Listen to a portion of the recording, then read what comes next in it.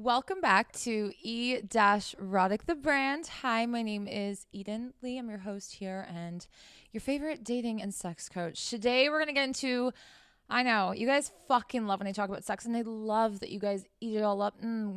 It's usually so good, but today it's going to be a little nasty. We're going to giggle a little bit. We're going to get a little nauseous. We're going to feel heard and seen and felt and a little bit exposed because these are the things that happen in bed that nobody talks about. The nasty parts of sex. And, generally sex is quite nasty. It's meant to be very animalistic to a certain degree. We're naked.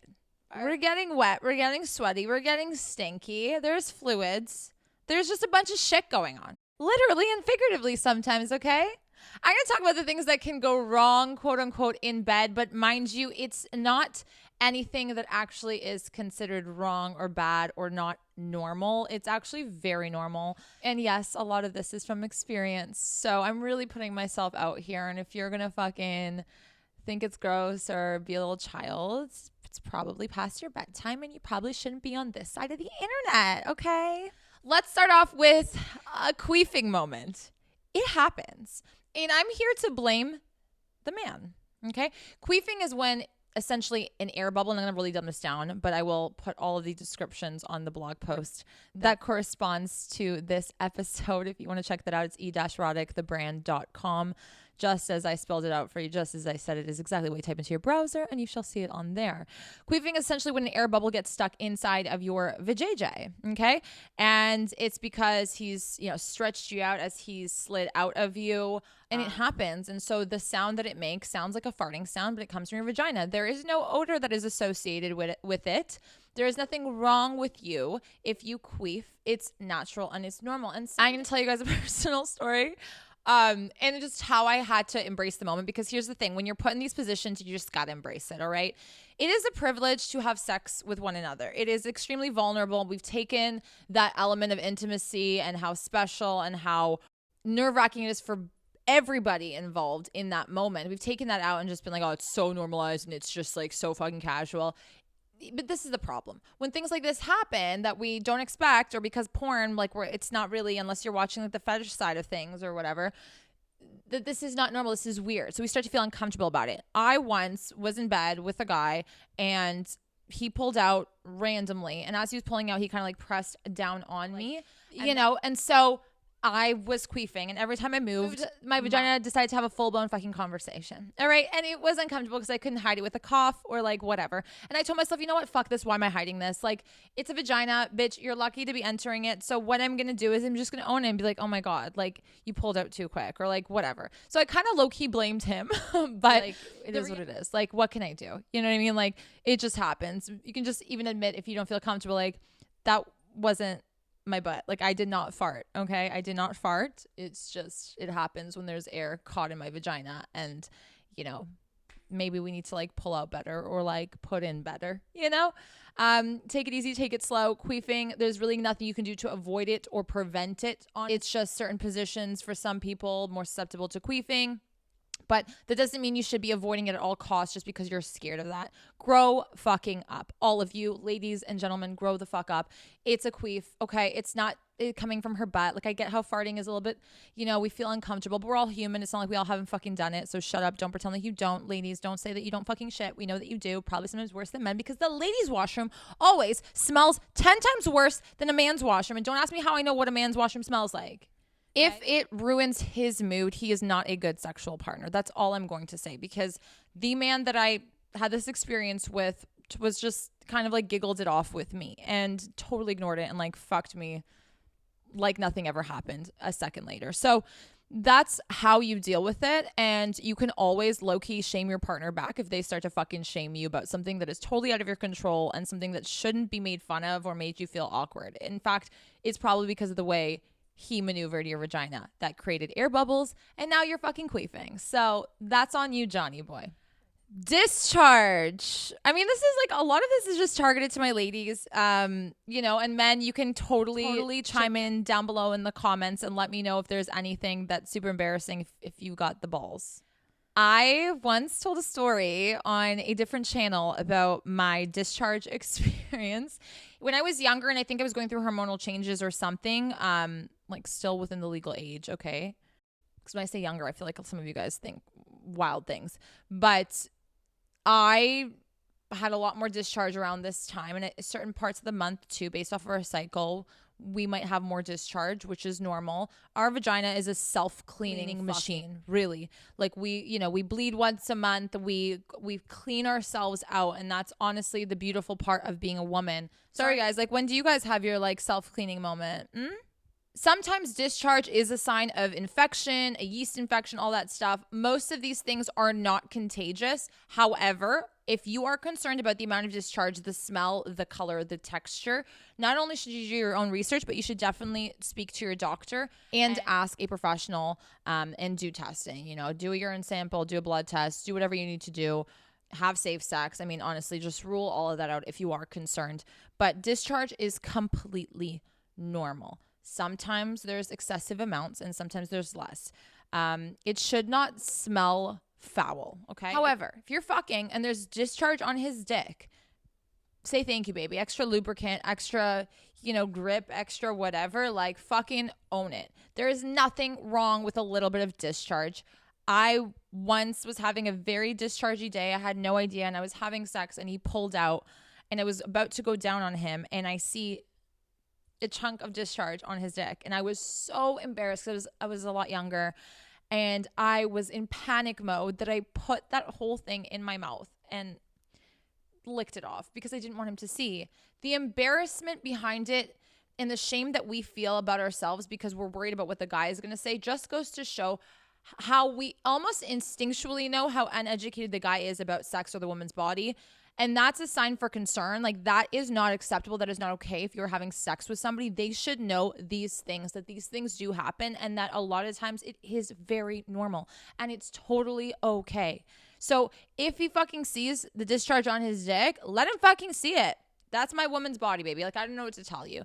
Let's wipe it off and let's get back to fucking. If that's not the mentality or the attitude you have in the bedroom with this partner, then there's something wrong with both of you and you should not be fucking each other, period. Go find someone who's more mature, who's better than this little bitch boy, okay? Like, honestly, I'm cutting to the fucking chase. If my man ever made me feel uncomfortable about things like that I had no control over, that is just like my bodily functioning, like my body's just functioning, baby, then I would honestly just tell him to go fuck himself.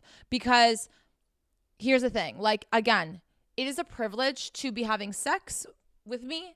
It is a privilege that we're fucking. It is an extremely vulnerable moment. Do not ever make me feel uncomfortable in these moments, okay? Because this will then create a really bad experience in my head, and going forward, I'm going to be very uncomfortable having sex with you and other partners. It always comes down to this: pick your sexual partners wisely. You guys are way too fucking casual, and so then when you have little scarring moments in the bedroom because you haven't vetted this person out, because you haven't taken the time to get to know them, honestly, a lot of it is your doing and your fault, okay? You have to take some accountability as to who you allow in your fucking bedroom, who you allow to enter your body or near your fucking body. How to go about discharge, my friends. Do what you want to do. If you're just okay with him shoving it back inside of you, great. Make sure you piss after you have sex always, and make sure you shower and keep it clean, my love. That's all I have to say. Personally, what I would do going forward, besides that one moment when I was really uncomfortable, insecure, and not knowledgeable about my own body, I would just have Kleenex and wipe it down and then fuck him. And like, act totally normal about it. If you start to feel awkward or act awkward, they're going to be like, oh, this is weird. Oh, like there's something wrong. Because a woman knows her body better than a man does, period. So if you act like, oh my God, this is so strange, this is so weird, he's also going to low-key freak out because he's like, what the fuck is this on my body, on my dick? Is this normal? Is this contagious? Are you sick? Is there like something going on? Do you have an STD? Like, people start to freak out in those moments too. So just being reassuring and being like, totally normal, discharge that time of month. Sometimes it happens. Like, it is what it is. Fully healthy, blah, blah, blah. Clean it and good to go. Then you're good.